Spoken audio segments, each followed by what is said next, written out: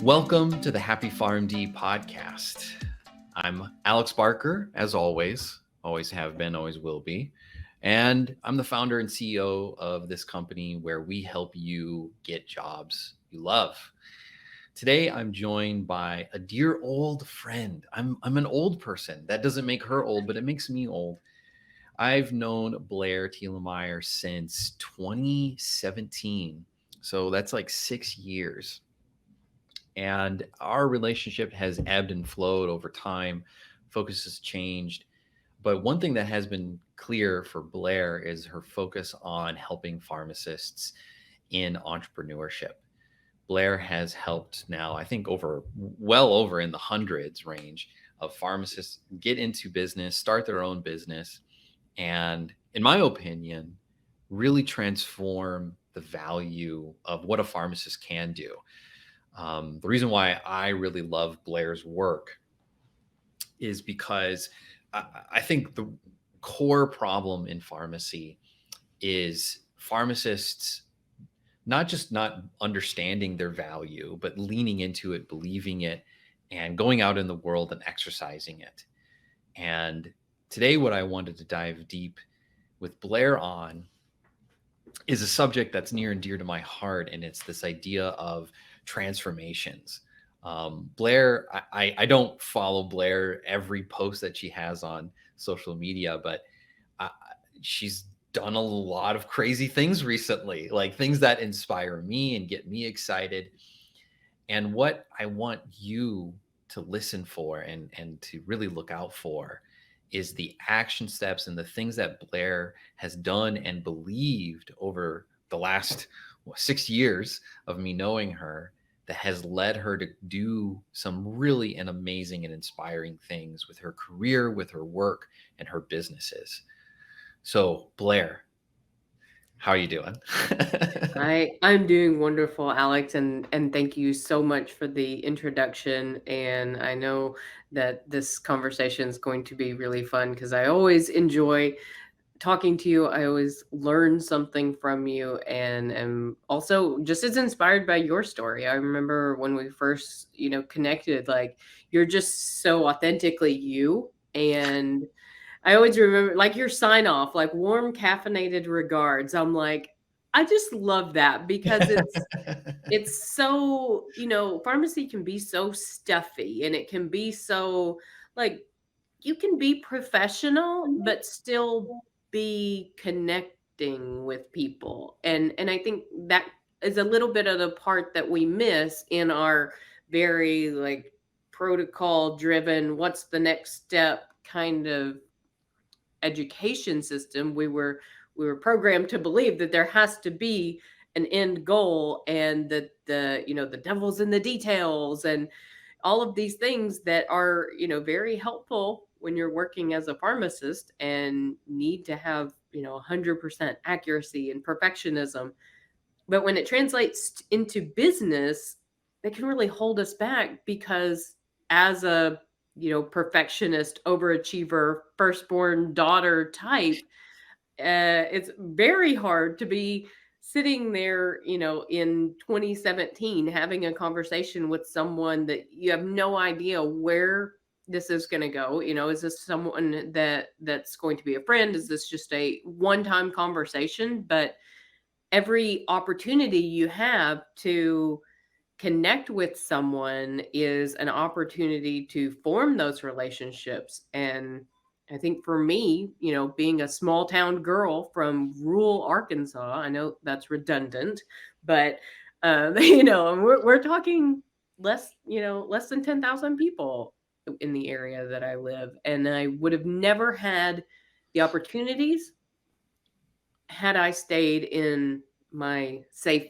bubble of being a pharmacist in Arkansas. There's a lot to dive there with. But just to reiterate something, when she said my sign off, so if you have the distinct pleasure of getting an email from me, I usually write warm caffeinated regards as my sign off and then my name. And I stole that actually from a CEO of a coffee company. And Oh, I I just love thought, it. yeah, I was like, oh, that's so me. I'm stealing it and I love it. I've got a coffee cup like with just a little bit left right next to me. Oh, So it's I my got a, jam. I got a lot here. Yes, We're gonna go deep this morning. um, I think you highlight though. I think the heart of the problem of what I wanted to talk to you about. We are trained as pharmacists to fit within a box, right? We're trained to be a certain way, do a certain something. And while it is good, we want to be highly trained, highly professional. Without a little bit of creativity, without a little bit of thinking outside of the box, it becomes way too easy to just get used to your norms, to stay that way for the rest of your career. So going back to I would say your business's origin story. Um, I know that you had the traditional training, you went through the PharmD program, and then you became that pharmacist. What do you think held you back from not going down this road of self-discovery and business earlier on? Oh, that's a good question. I think I didn't know it was what I wanted at Mhm. first. I mean, I don't come from a family of entrepreneurs.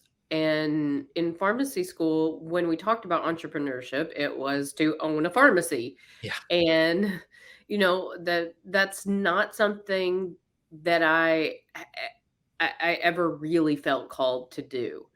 And so really beginning to think of myself outside of the box of, well, what do I really want to do with my career? I remember when I applied to pharmacy school, my essay was about wanting to study novel drug development in the Amazon rainforest. So I did not end well. I mean, I kind of like full Yeah, yeah. circle moment, but We'll I talk about the Amazon and the connection in a little bit. Yeah. yeah, that's not going to make sense till later. But I think rediscovering that part of myself. So after pharmacy school, I just I worked as a clinical hospital pharmacist for a few years, but on the side, I was blogging on a blog spot called Farming Farm D, like farming with a F and then Farm D. And that was like my introduction into having an online presence. And I was following, personal finance bloggers and the Smart Passive Income podcast. And I think you and I really connected around that idea of the side hustle. And Yeah. so I thought anything that I would do would be like completely different from pharmacy. It would be, more medicinal medicine. I've studied Ayurvedic medicine. I have studied a lot of meditation and yoga. And I remember going to pharmacy school really thinking that I would learn how to be healthy, like a control freak. I mean, that is me. And so for me, I'm like, oh, this makes sense. I'm going to go to pharmacy school. I'm going to learn how to be healthy. And that was not the education I received. I don't know if that was the education that you received, but it wasn't clear to me how, as a pharmacist, I could have a real impact on health. So part of that journey became clear when I started looking into, well, what are my own personal beliefs about health? I believe that it hydration is a big part of it. Like if you come in the pharmacy and you ask me, what to do for your headache or constipation or whatever, like that's probably going to be one of the very first questions I ask is how much water are you drinking a day? What what's your movement practice look like? What about nutrition? Like how plant-based is your diet? And that's what I was doing personally. So it never made sense to me that within my professional life, I never really had a chance to have an impact on patients in that way until I started doing MTM. And MTM let me out of that box of just a retail pharmacist or just a hospital pharmacist, just enough that I started talking to people about other things besides their medications, and the conversations were amazing, and I really enjoyed getting to have those conversations about, are you drinking a little bit too much? Are you smoking a little bit too much? Are you, you know, getting in fights? Are you in, a supportive relationship? Are you like family support? Like we really connected on multiple emotional levels, and I'm going like I don't know what's going on. Like these people are talking to me like they want my help, and here I am following this system where I only get to have a conversation, a deep conversation with them once a year as covered by their insurance. It's like, how much can you do once a year? Yeah. Little to none. So It I just saw the value of what we could do in an entirely new way for the very first time. it sounds like, over the period of your early career, I mean, it's really quite common for people in their 20s, right? I don't Mm, know who I am, what I'm doing, and you're constantly rediscovering it. And as you're yeah. discovering things, you almost have to course correct, and you do so really, really quickly, and sometimes too quickly.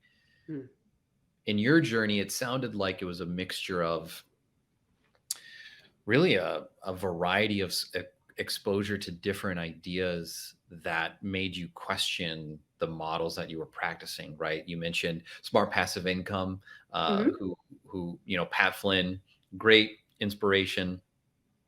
In fact, my office is currently remodeled, Blair, but I've got a like custom artwork of me and a bunch of my friends that also followed Pat Flynn, but we're all Star Wars characters. And Pat Flynn's the evil emperor with like a smile on his Oh, face. So nice.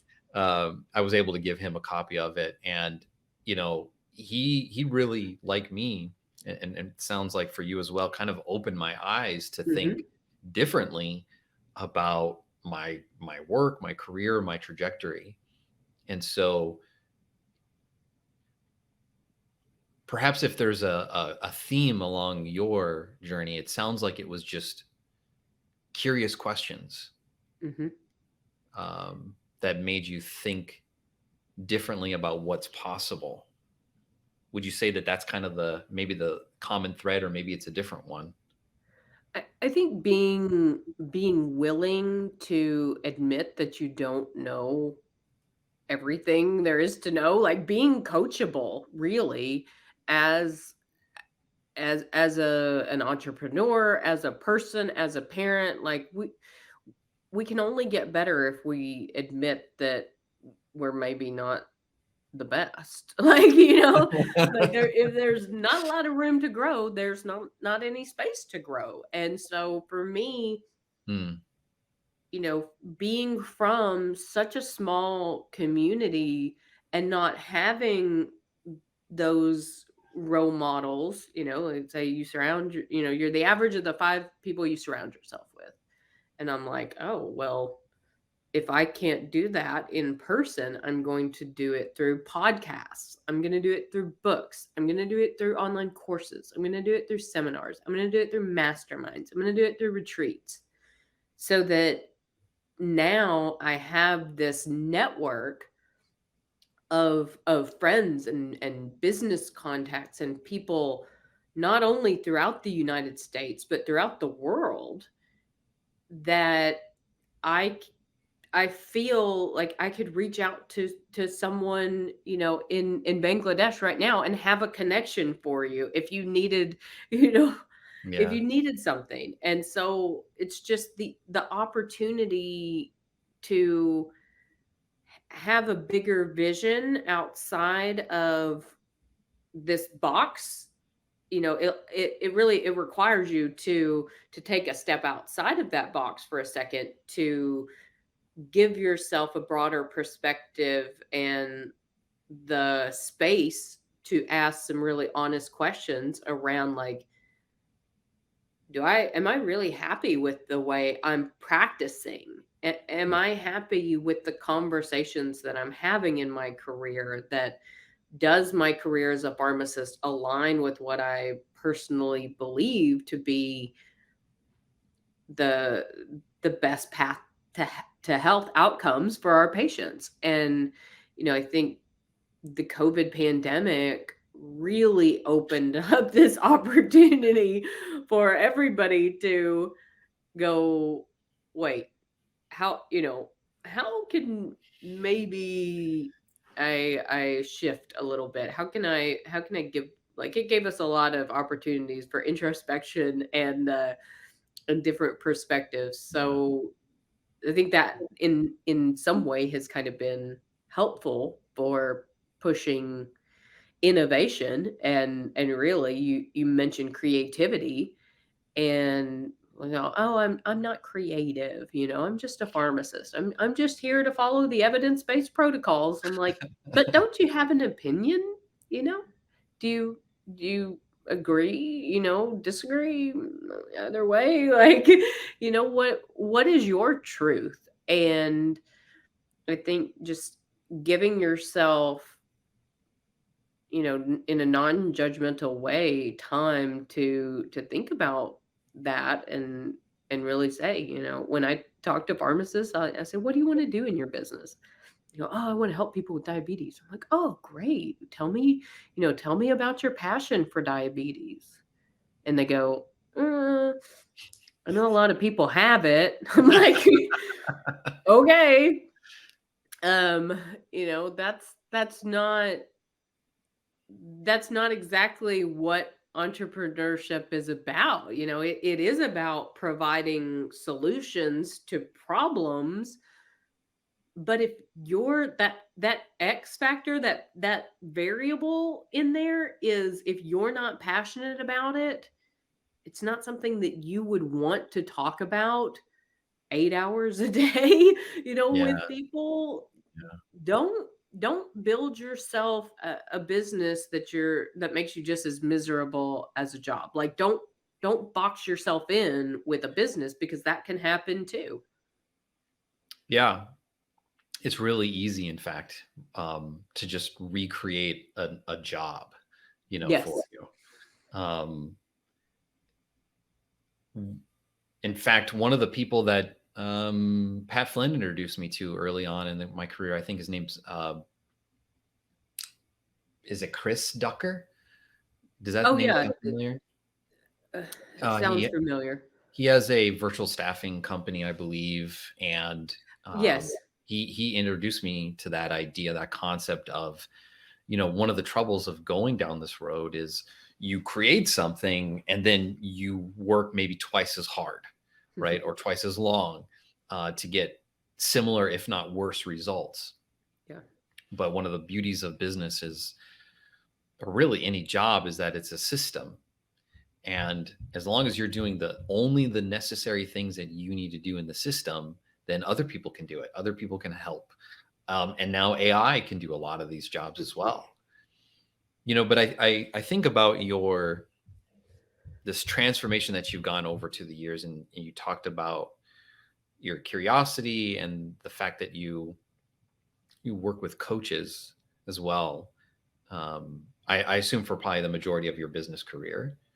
Absolutely. Hundreds of thousands of dollars spent on I'm dead serious, on personal That's a and lot. professional development. Yeah. Yeah. Yeah. Yeah. Well, kudos. Yeah. I haven't, I don't know if I could say hundreds of thousands, but I've definitely spent probably over $100,000 on Yeah. coaching courses and programs um, over the years. And one of the common problems I think that exists, particularly for pharmacists, is imposter syndrome. Mm. So this belief that, you're a fraud. Deep down, you're trying to do this. You don't know what you're doing. No Mhm. one's going to buy from you. No one's going to do anything. Um, and that same problem exists for pharmacists just seeking, a new job, a new career, and paths that they don't have experience in. Did you have that problem? And if you did, how did you overcome it? Absolutely. I mean, I still have that problem, I think it's something that, especially if you're trying to push yourself outside of your comfort zone, that, I mean, you get more comfortable with it, but I think you always will question of like, am I in the right room? Am I in the right place? Because it's not like there's someone directing you like, Blair, you need to be at this conference or whatever. I just thought of a really great analogy to describe what you're describing. And it's imposter syndrome is kind of like a hotel pool that is just cold enough to not be comfortable, Yeah. right? And you eventually get used to it, and you can maybe to start having some fun, but where everyone else is comfortable is in the hot tub, right? Yeah. And that's really comforting. But the problem with the hot tub is you can die in a hot tub, right? You can get so comfortable and It gets relaxed, crowded. right? It gets crowded. But people have died in pools obviously as well, but the temperature of the water can relax you so much to the point where you die. And I feel like if you don't maybe address your imposter syndrome, like that's what happens to your career or Mm, your endeavors in your work. You get so comfortable that you've forgotten how to get uncomfortable. And just the thought of getting out of the pool and into something colder while uncomfortable ultimately can save your life, save your career. yeah. When you, what would you say has been the biggest struggle with imposter syndrome, like the scariest moment of your career to this point? Oh man. Okay, so last year we started two new businesses. Wouldn't recommend that, but In the pandemic, right? yes. Yes. Context. Yes. At the still tail end kind of recovering through the pandemic. But I mean, in the beginning, on paper, no, I'm not residency trained. I'm not board certified. I'm, licensed in Arkansas and Missouri. On paper, there's no reason that I should be leading this entrepreneurial, innovation, advancement of pharmacy movement. Like on paper, there's no reason that anyone should listen to anything I say. And for a long time, I was not deterred by that and continued to share my thoughts and opinions, and eventually pharmacists started coming to me and saying, wow, I completely agree. I think my patients aren't getting any better. We all know more medicine does not equal better results. In fact, I think most of the pharmacists I speak with now are asking about uh, duration of therapy. And there was a post on LinkedIn, a physician that I'm going to be interviewing soon for our show, the Healing Medicine Show. And it was about a pharmacist who called to question her on an opiate dose. And she said the first thing, when this pharmacist called and said, I'm calling about so and so's opiate dose, the first thing she felt was defensiveness of, they've been on this dose for years, and like defending her position. And the pharmacist like didn't react. They just said, oh, I'm actually calling to see if you've ever trialed a taper of this medicine to see if it can still control her pain at a lower dose. And she just instantly, she said, white hot rush of shame and like, oh crap, no, I've never thought of that before. I've never thought of decreasing the dose to see if she could still be maintained on a lower dose. And so I think also as pharmacists, we've all like been kind of conditioned to not question what's going on. And I think getting more comfortable with, in a respectful way, questioning, can we stop this proton pump inhibitor? Can we stop this opiate, or at least decrease the use of some of these medications? I mean, my grandmother's 80 years old and she's on Lasix and oxybutynin at the same time. I'm like, "Mm, okay." But, it's like, there comes a point in time, and statins, the same thing in elderly patients. And I think just having the pharmacist there, because we have such a healthy respect for medications, that we really believe that there's a time and a place for them, but there's also a time and a place for hydration and movement and nutrition. There's no model for that right now in the healthcare system. It's like you get sick and then we start paying attention to you. But like, Right. you're That's where on the your money own. is. Before that, That's, you're on your own. yeah, that's where the money is, right? That could lead us into a whole different discussion, but I want to focus on these businesses. So these businesses in question, now, if I'm correct, I may call them something different, but you've essentially started a chicken egg farm as well Mhm. as a retreat facility in Costa Rica.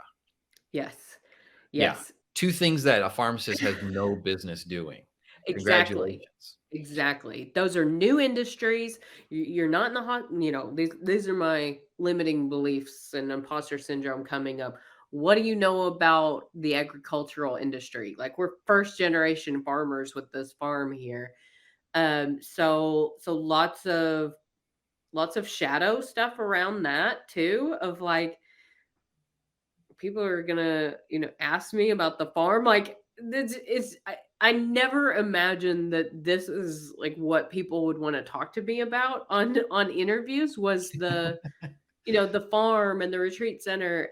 But the farm is a pasture raised egg farm. We contract with Vital Farms, and they sell our eggs. They package them. We sell them to Vital. They package them and ship them out, transport them to grocers like Whole Foods and Walmart and Kroger. And they do all the contracting and distribution for us. So we're maintaining the barn and the house and all of those things, and have learned so much about the food industry.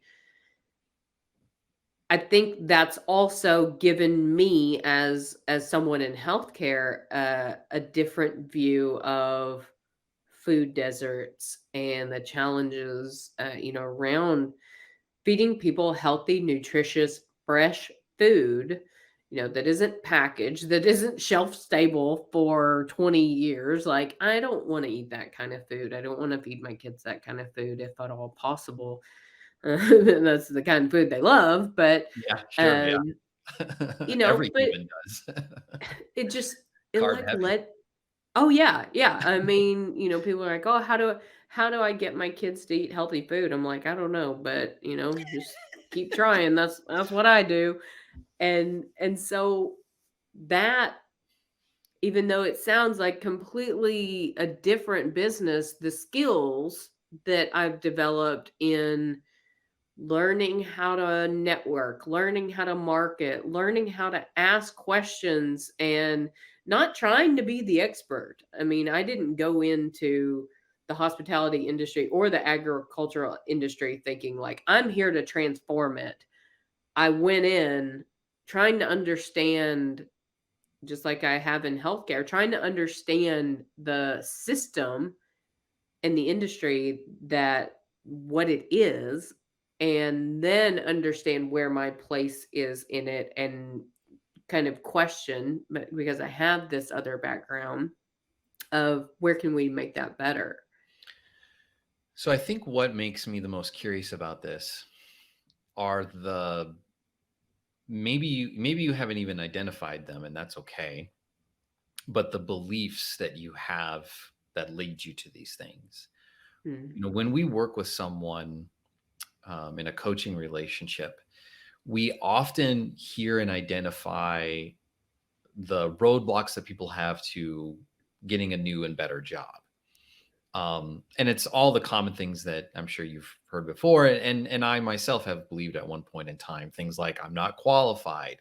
Mm. Nobody's listening to me. Nobody wants to look at my resume. I'm not valuable. I'm not this. I'm not that. Um, you know, even if I was inspired to start my own chicken farm, I I can think of a bunch of reasons why I shouldn't do that.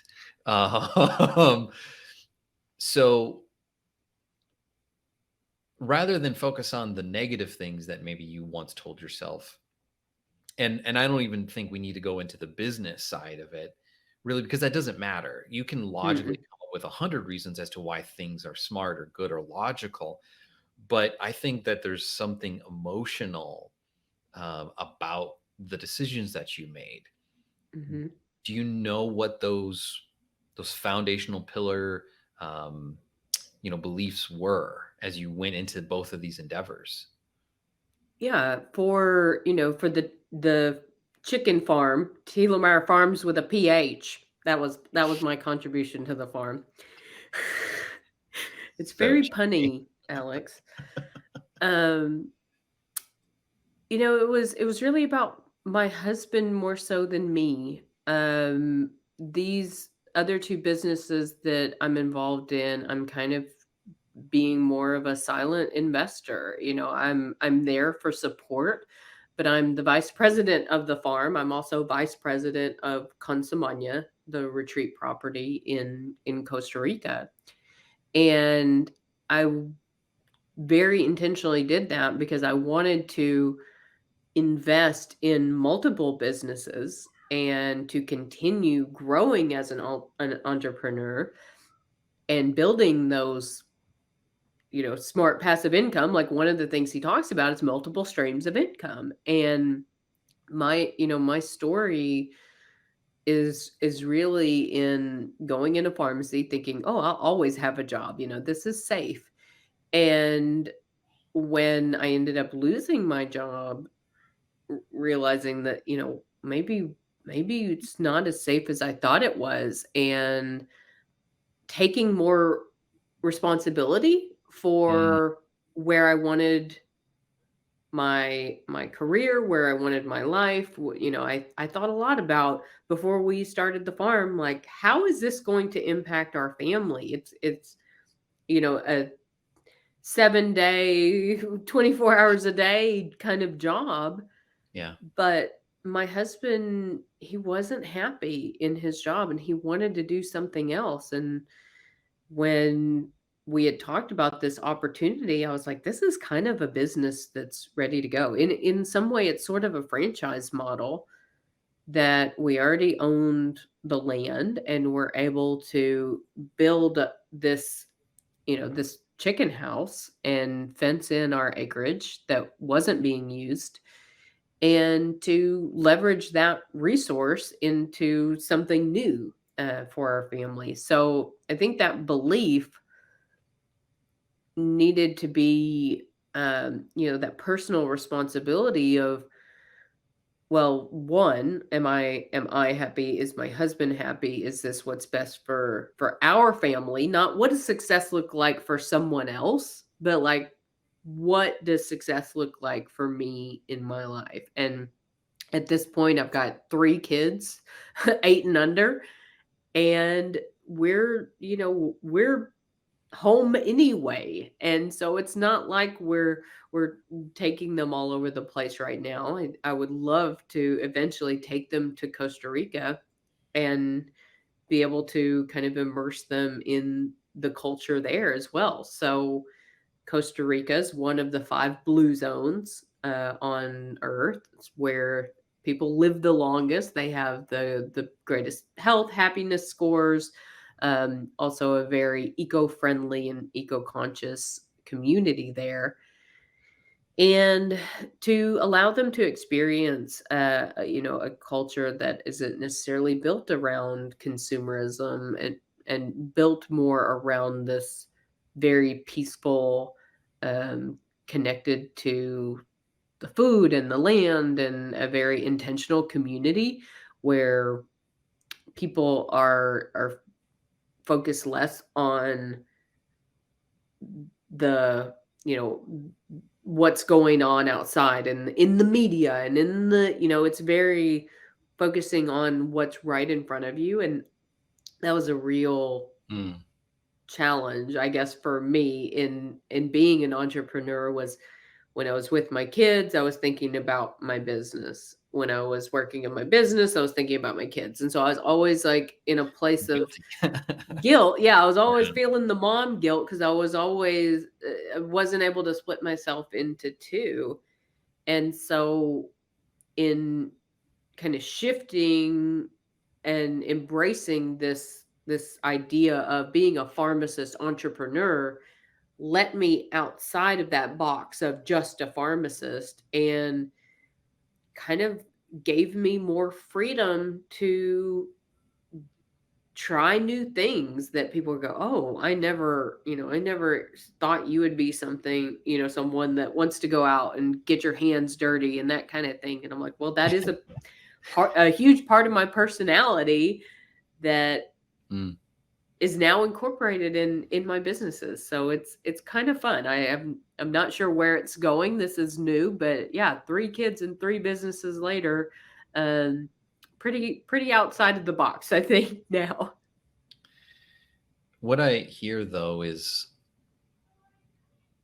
I mean, an innate belief that whatever the problem is, you can solve it, Yes. right? Yeah. And I think it's really interesting that I didn't hear it directly, but I think the subtext of what you shared as well was like understanding that the worst case scenario is not that bad, Yeah. right? Whatever happens with this, I'm going to learn a ton. Like it was. Blair, do you think yourself an optimist? Oh, yes. Yeah, Eternal. but were you always an optimist? I think I think I have always been on the optimistic side. Yeah. I've always been more of a leader around my peers, but not not something that I ever expected to go Mm. beyond that small circle. I was curious because I think sometimes going into business or really just being proactive about your career kind of turns you into an optimist. Hmm. I would say I'm more of a pessimist, but over, the 10 years that I've been trying to do business,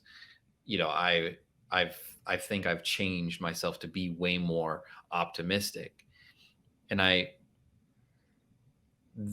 the language that you used to describe both endeavors was one of whatever happens, I'm going to learn. Hmm. And if it fails, I mean, it fails. Like it's not the end of the world.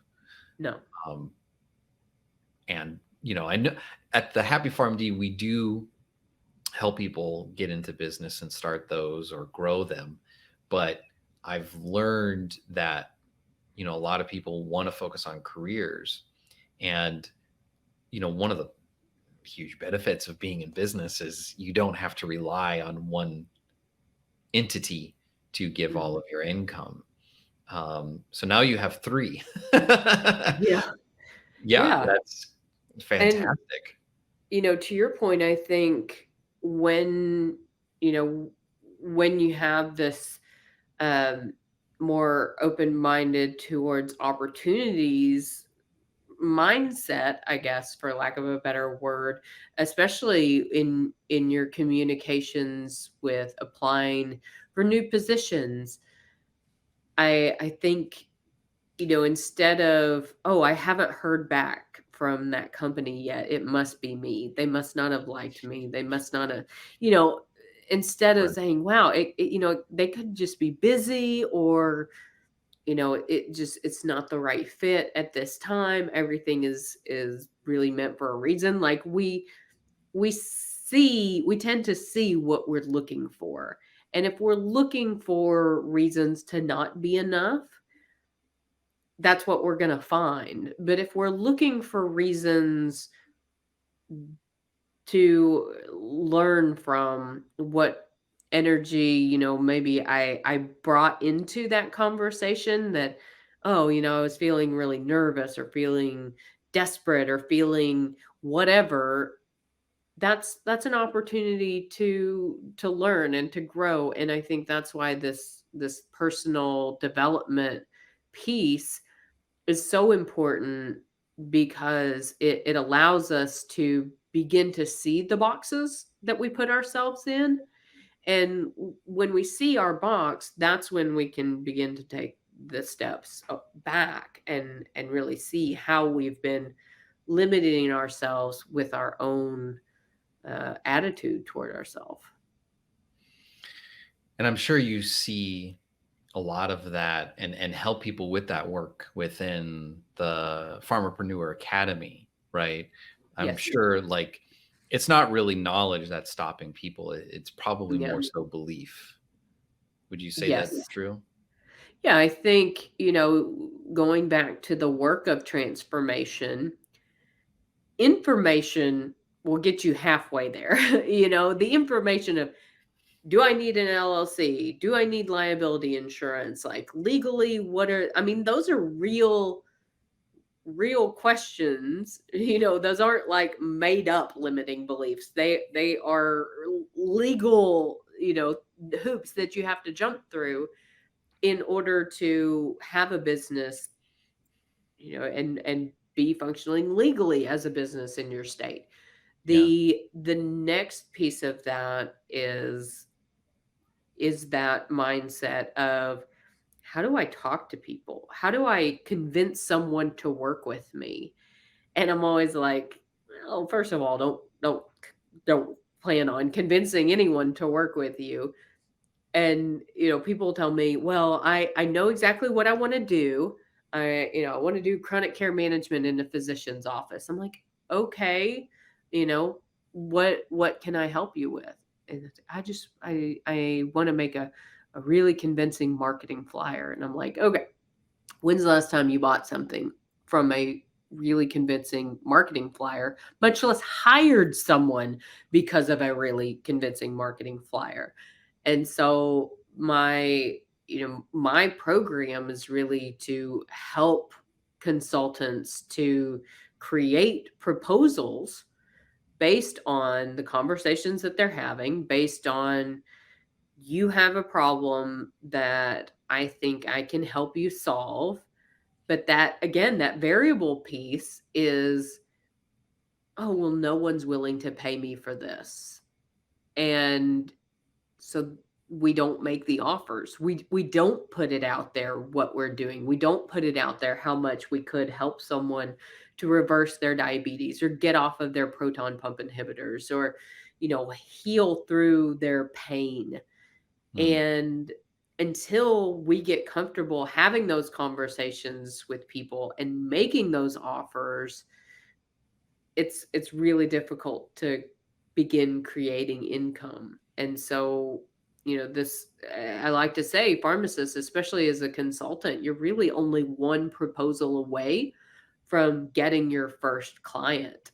And having our proposal structure, we have a method called the ODT proposal. So it's easy to remember. It doesn't stand for orally disintegrating, I've checked, Yeah. but Yeah. it's just an easy framework for knowing how to have a sales conversation that doesn't feel sleazy. It doesn't feel false. It feels comfortable, professional.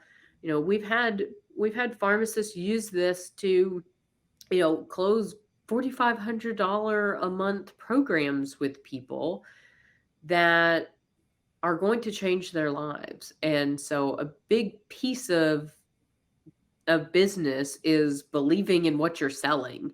And if you don't believe in what you're selling as a pharmacist, now's a really good time to begin to question that, and create something new.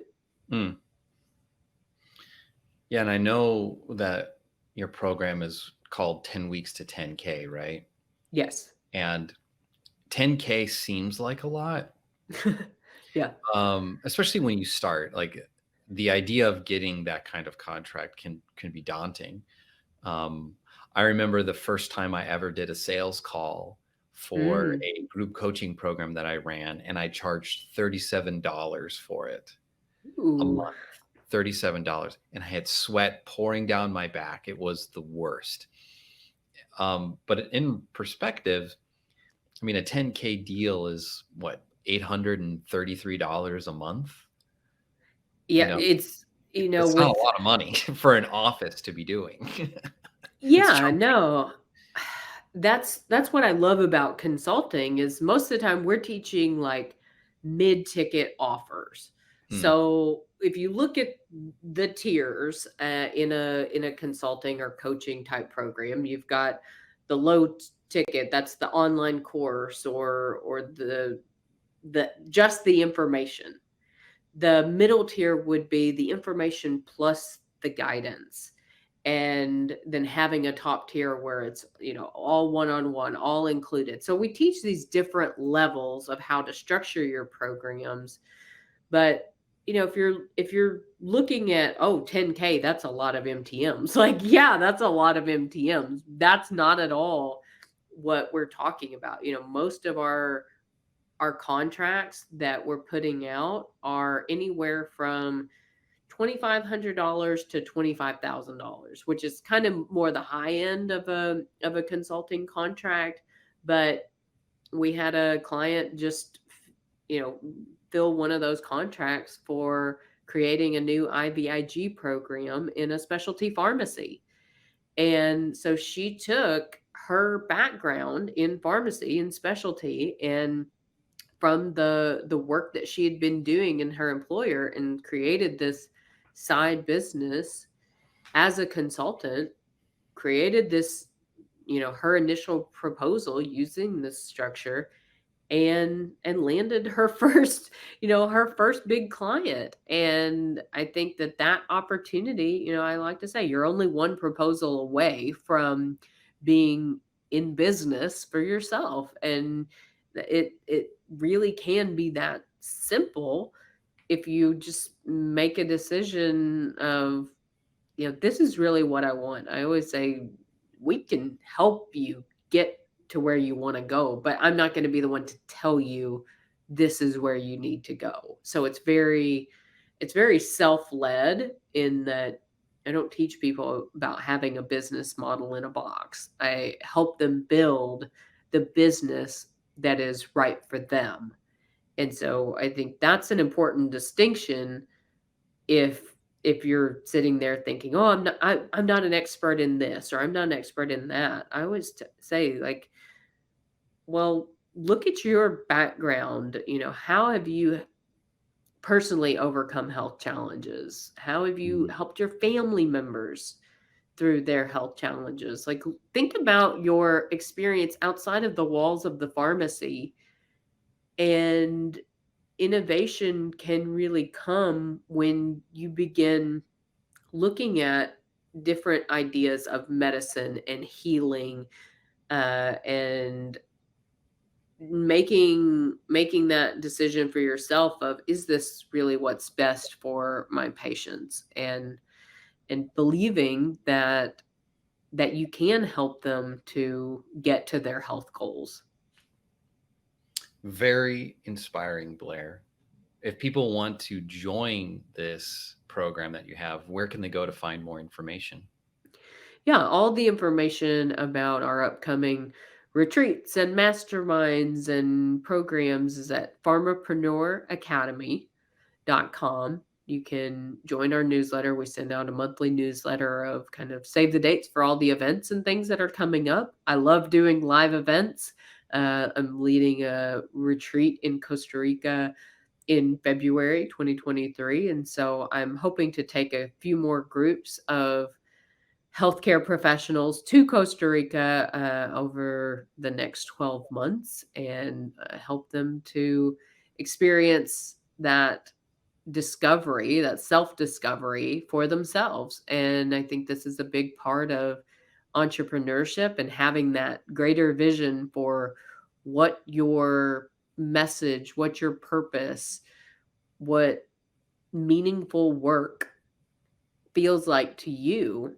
And I think giving yourself the time and the space to rediscover that in who you are, that's, that's the transformation. Like that Mm. is the transformation that I think healthcare professionals are really looking for right now in the healthcare industry. It's not insurance reform. I think it's reforming our healers. I think if there's a theme for you, the listener, to take away from this conversation is, can you ask yourself better questions? Um, if you feel like you are stuck, if you feel like you're in a box and you're wondering what is it that you can do to escape, and even if you feel like a business is too scary for me, I think that if you got curious in a certain sector, if you reflect back on pharmacy school and you think about the one thing that you were actually interested in learning about, um, I think that can open up not just more questions for yourself, but a whole new career path. Because you're more than probably what you think you're capable of doing. You have so much potential. And I mean, I haven't looked at all of Blair's company's missions and values, but we're probably spot on, very similar, because the things that we believe is that if career is what you're after, if business is what you're after, you got it. It's right here. It's what we do. We believe in your potential. We believe that it's possible for you to get a remote job, consulting, better boss, better company, feeling more valued. It's possible in pharmacy. There are so many amazing jobs and opportunities. You don't have to stay in a place where you're treated like trash, where you feel like you're not being valued, where you feel like you're being held back. And if you kind of you put yourself in a box to think, this is who I am and what I do, that's going to take a toll on your body, on your mind, on your relationships. There's so much more out there for you. And I appreciate you, Blair, sharing this story. Thank you for kind of walking us back some of the tough decisions that you've had to make, and sharing really the beliefs and the actions that you've taken to get to where you are today. I have so many more questions, but podcasts are supposed to be within a certain time limit, and I think I'm supposed to be ending it at some point. So I mean, Tim Ferriss, he just keeps going. He keeps pushing. So I would be happy to come back and continue this conversation because I believe in the work that you're doing with the Happy Farm D.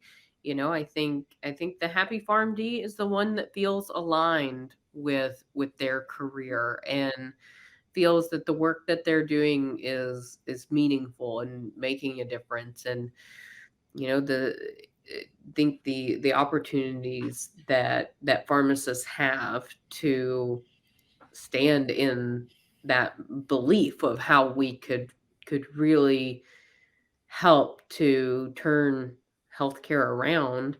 It's I think what drives me, and I know that helping our colleagues is something that really drives you. So I just wanted to thank you, Alex. Again, it's always a fun discussion to have because these types of bold, honest conversations, I think, are exactly what needs to happen in healthcare. yeah, it's how we change things. Hmm.